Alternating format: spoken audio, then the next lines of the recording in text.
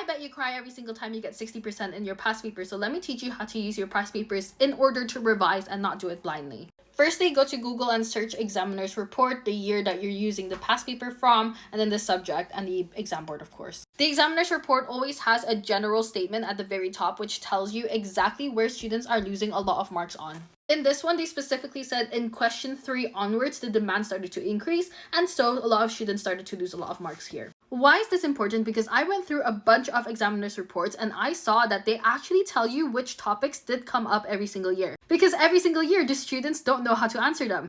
For example, for the AQA A-level paper 1, I saw that structure and bonding kept coming up again and again. After reading through the examiner's reports and making notes on them, go to the past paper and go have the mark scheme open with it. You're going to look through it. You're not going to answer any questions. Just look through it and you're going to see what question has what keywords.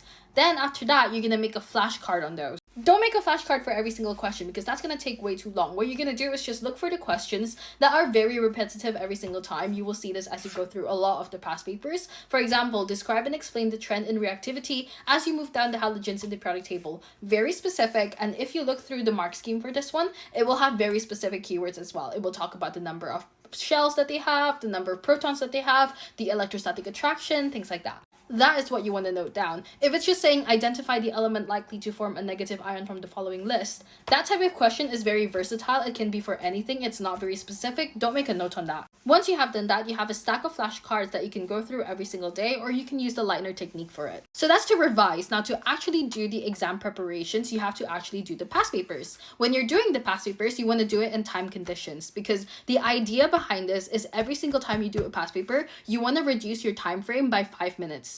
Trust me, you will be so stressed in the exam that it will take you an extra 15 minutes to just complete everything. I had to train myself to do this because I know I always make a lot of mistakes, so I need to give myself as much time as possible in order to go through my answers and make sure there's no silly mistakes. I finished my exams in 45 minutes early. The other mistake that you probably are making when you're revising with your past papers is that after you finish doing the past papers, you just leave it to the side. That is very, very wrong. What I did was I would put a tab on every paper that had a mistake. Especially if it was a big mistake, I would put it with like a red tab.